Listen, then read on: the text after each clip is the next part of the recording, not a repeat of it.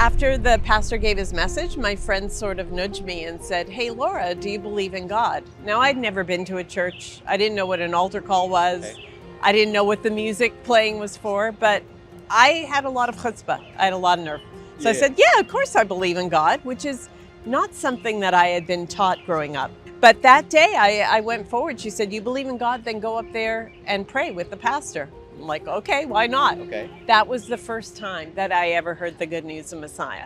He didn't know I was Jewish. What? The pastor. The pastor? Yeah, I'm not even sure that my friend knew that I was Jewish. Okay. I didn't know that Jews weren't supposed to believe in Jesus. I didn't know who Jesus was. Okay. I had no background, not even a narrative of anti-Semitism. Okay, so wait a second. You heard the gospel, the good Yes. news. You're 12 years old. Yes. And you accept it? I said, why not? It sounded like a good deal. I could know God. I could Right. have a relationship with him. Why would I say no? Okay, I agree with you. Yeah. I agree with you, but Yeah. that doesn't last long because sometimes the kids, they want to be like their peers and they want to do what their friends are doing. So what made this different from something I'm just doing what my friends are doing? When he prayed with me, I knew it was true. I'd never read the Bible. I can't even explain, but it was like, this is real. Whatever just happened here, this is real. Okay. And all I knew is that I wanted to go back to that church and I wanted to learn more. So I went back home to my mother. I said, "Mom, guess what? I've become a Christian." I had no idea. That's when I found out Jews are really not supposed to believe in Jesus. So she called my grandparents, she called my father. The next week, they all trekked out to this church to see what these people had done to me because, you know, cults, California, Right. coming from New York, they wanted to know what was going on. But it was a small country Baptist church in Northern California.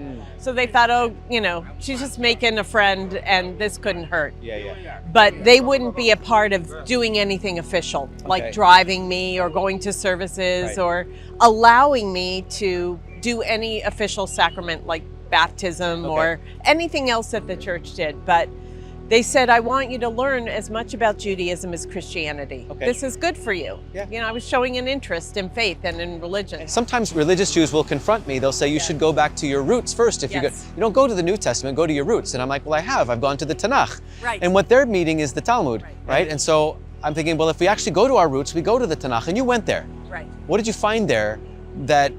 I found the same God. The same God was from page 1 to whatever page it ends on. Right. And I'll confess, I didn't understand a lot of what I was reading. Yeah.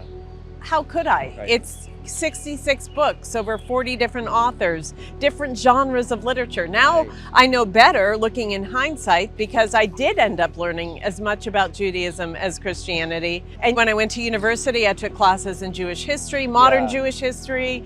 I lived in Israel for a year. I lived on a religious kibbutz. Right. I worked in service for the people in Israel. Wow. It was a lifelong journey.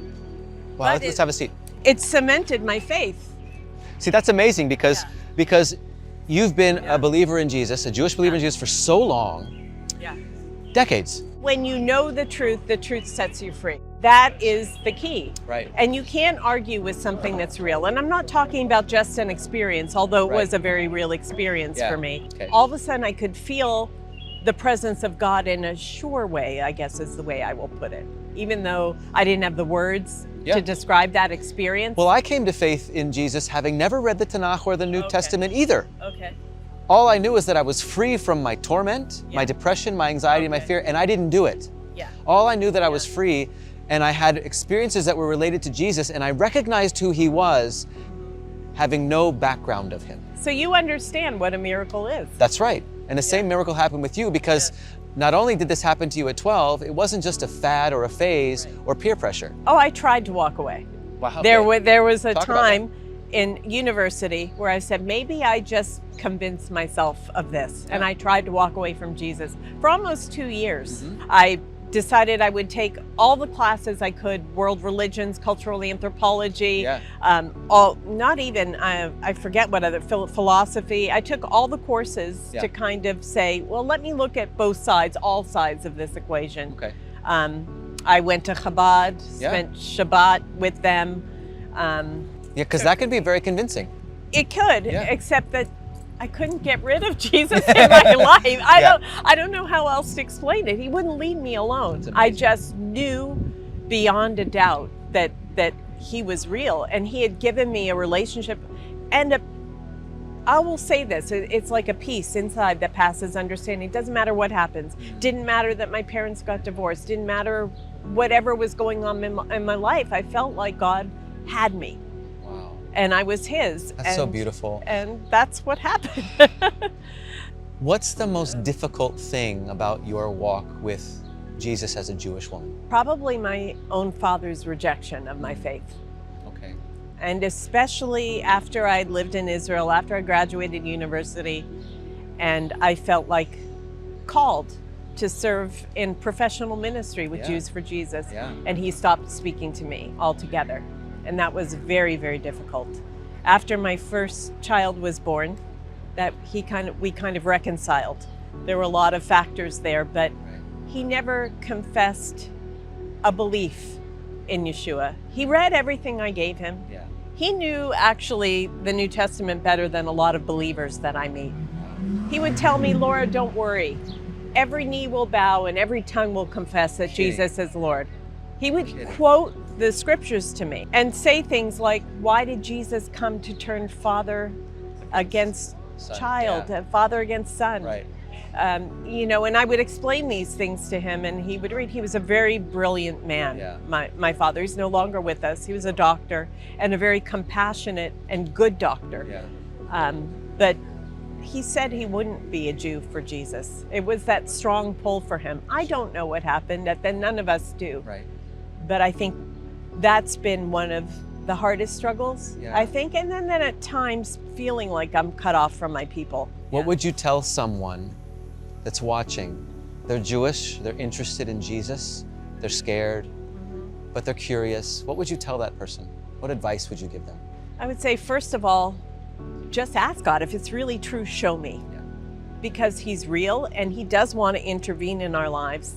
And it's hard for us often as Westerners. I'm originally American. It's hard to believe that the supernatural can touch the natural part of our lives. I think it's harder in a Western mindset than other mindsets, but I would say ask, first of all. If you read with open mind, open heart, open eyes, and continue that conversation. Because I think everyone comes from a different place. Some come from a cultural objection, some come from a religious objection, some come from not wanting to pay the price. It's already hard enough to be a Jew. Why would you want to add Jesus into the mix? Right. That's a good point. I want to end with one more question. Have you ever seen religious Jews or even rabbis come to faith in Jesus? Yes, I have. You have? I have. There's one woman that I met who said in the 1980s, she heard Hashem clearly tell her, one day you will know me and you will call me by my name. Took her more than 10 years to contact us online, anonymously, and said, he revealed his name to me and his name is Yeshua. Am I alone?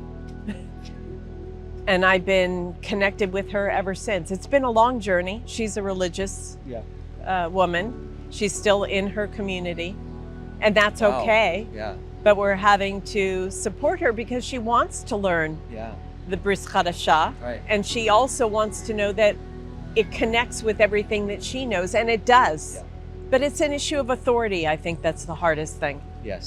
Because Rashi and the Talmud and a lot of what the rabbis say loom large. Yes, they do. But she's discovered a lot of other hidden followers of Jesus who are within the community. There are those out there. It's just very hard to say it publicly and come out of a culture that is your whole life, economically and everything. Well, I'm so grateful that you would share your story like this. And I'm also blessed to hear about the work that you've done and what you've been able to witness through your decades of faith in Jesus, through the trials, as a Jewish woman, facing rejection, and facing some of the hardest criticism that we can receive as people. And so I appreciate you and your ministry. It touched my heart.